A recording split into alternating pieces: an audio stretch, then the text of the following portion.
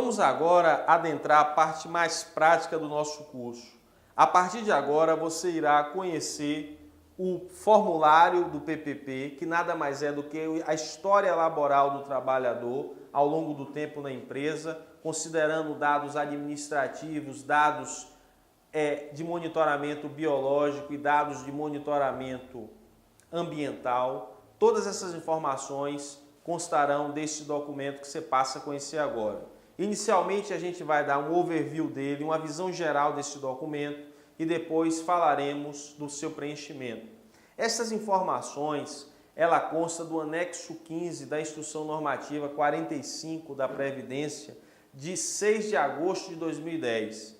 Se você for no Google aí, solicitar essa informação, anexo 15, Instrução Normativa 45 INSS, você encontrará o formulário e a instrução de preenchimento. O formulário ele tem um padrão da própria Previdência e tem que ser observado esse padrão do perfil profissiográfico previdenciário. Inicialmente, conforme o próprio conceito diz, você tem os dados administrativos. E aí, que dados administrativos nós temos? No item 1, você tem o CNPJ.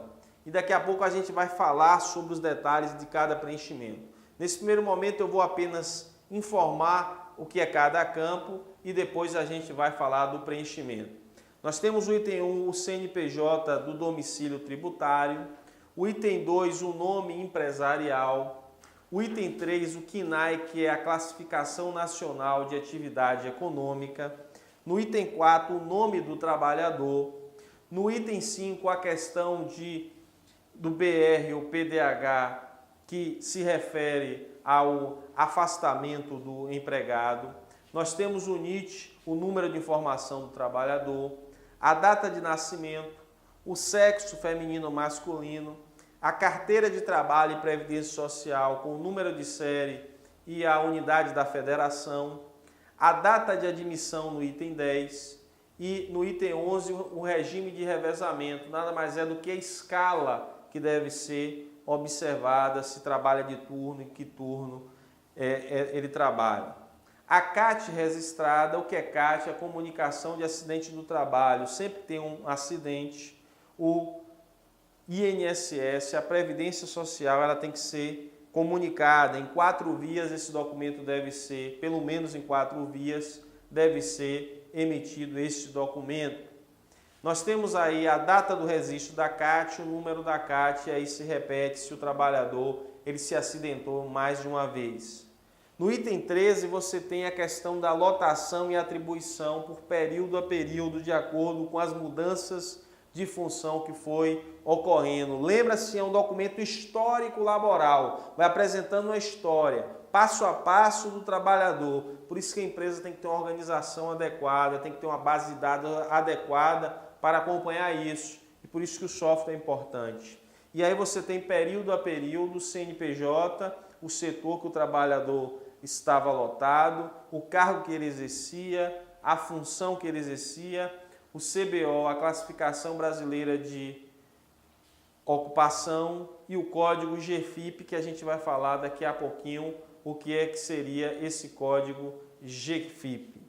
Nós temos agora no item 14 a profissiografia, esse termo que se refere à descrição da profissão, descrição da atividade que o trabalhador realizava, o que ele realizava, como ele realizava. Então você tem a profissiografia, a descrição dessas atividades.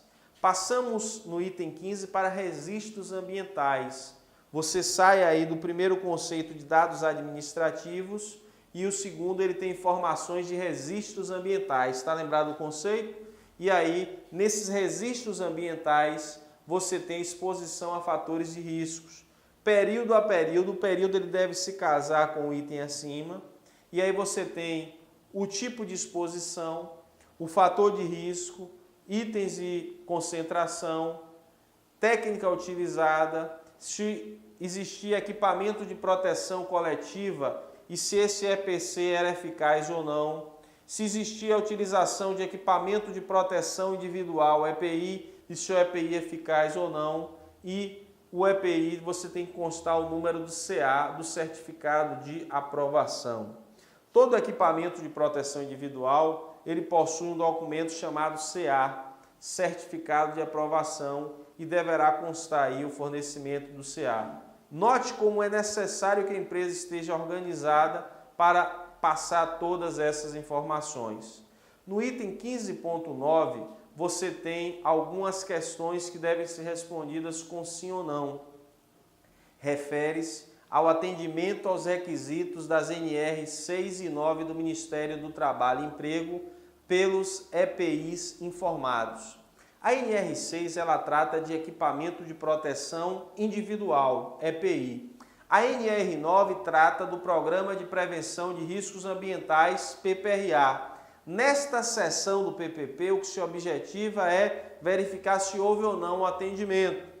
E a primeira pergunta é: foi tentada a implementação de medidas de proteção coletiva de caráter administrativo ou de organização do trabalho, optando-se pelo EPI por inviabilidade técnica, insuficiência ou interinidade, ou ainda em caráter complementar ou emergencial? A empresa responde sim ou não, regra geral sim, não é verdade? Porque a empresa ela tem que adotar essa condição. O EPI é por último. Você deverá adotar medidas de engenharia ou medidas administrativas que reduza, que minimize a exposição do trabalhador aos agentes de riscos presentes no ambiente de trabalho.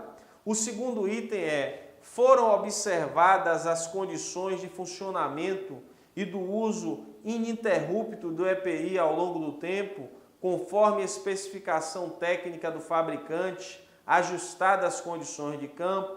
E aí você responderá sim ou não. Uma empresa que tem uma gestão de saúde e segurança adequada responderá sim, que foi observado que o trabalhador tinha que usar o EPI durante todo o tempo e que esse EPI era adequado.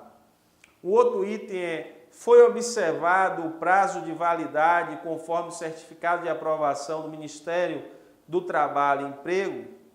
Aí se refere ao controle do fornecimento do EPI de acordo se o CA está adequado. Lembra, todo EPI tem que ter um CA, um certificado de aprovação. A próxima pergunta é: foi observada a periodicidade de troca definida pelos programas ambientais, comprovada mediante recibo assinado pelo usuário em época própria? Na verdade, a periodicidade de troca do EPI de acordo com o fabricante. Um exemplo típico disso são os filtros químicos para os respiradores. Você tem que ter um programa de troca conforme estabelecido no programa de proteção respiratória, os protetores auriculares e os demais EPIs que fazem a proteção para os agentes de risco específicos.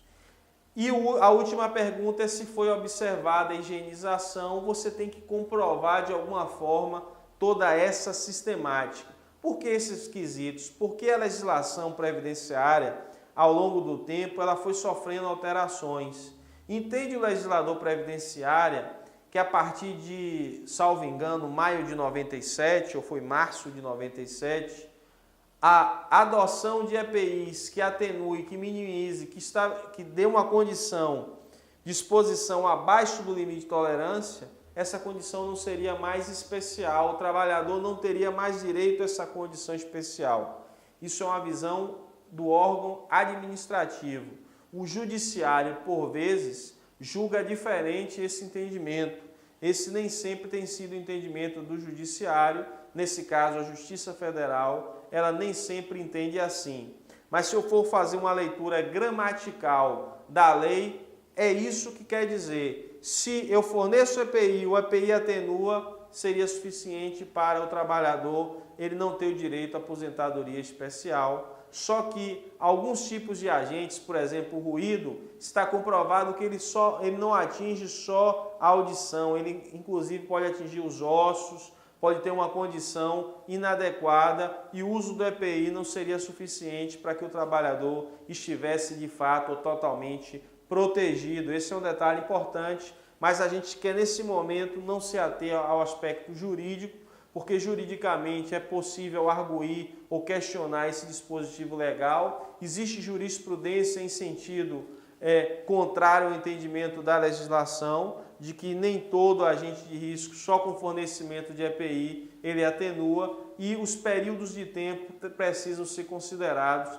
caso de uma demanda judicial, e o advogado que milita na área previdenciária tem que estar atento a este detalhe. O próximo ponto se refere a responsável pelos registros ambientais, os cuidados que se deve ter com os registros ambientais. E aí você tem o período, o item 16.2, o IT, o registro do conselho de classe, na verdade 16.2 é o responsável técnico, e o nome do profissional legalmente habilitado. No item 17 você tem os resultados de monitoração biológica. No item 16 a gente tratou de responsáveis ambientais, pelo monitoramento ambiental, agente químico, ruído. Lembre-se do detalhe, para que você reporte tanto agente químico como ruído, o detalhe que tem que estar acima ou esteja atingido o nível de ação. A partir do nível de ação para cima tem que ser reportado, do nível de ação para baixo não é necessário que seja reportado. Resultado de monitoração biológica são os monitoramentos médicos, e aí a gente vai falar cada quadro desse quando for discutir sobre o preenchimento deste formulário, os resultados, lembrando que você não deve indicar aí detalhes dos exames no PPP.